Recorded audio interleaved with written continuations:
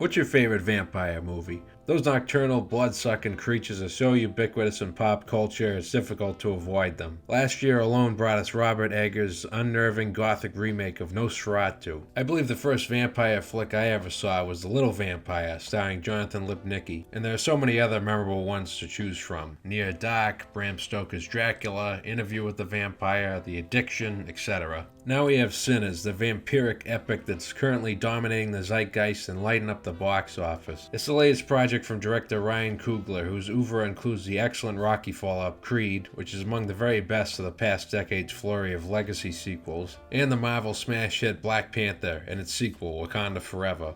Coogler's collaboration with actor Michael B. Jordan continues here, with Jordan playing dual roles as outlaw twin brothers Smoke and Stack Moore.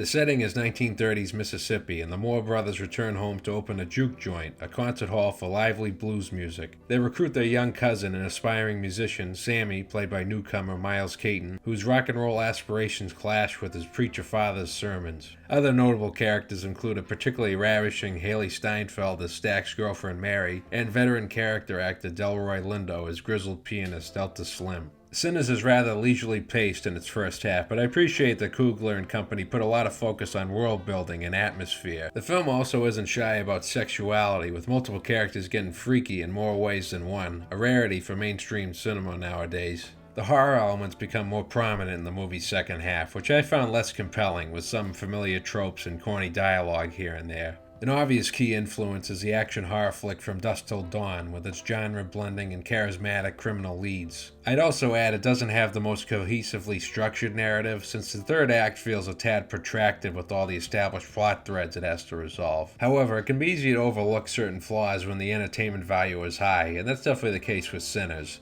My audience was thoroughly engaged throughout, with plenty of laughing and cheering, and I always appreciate a worthwhile cinematic experience. I just don't know if I'd put it in the same echelon as an instant horror classic like Get Out. Nevertheless, it's certainly a fun time at the movies with pretty visuals and good tunes. Also, be sure to sit through the credits.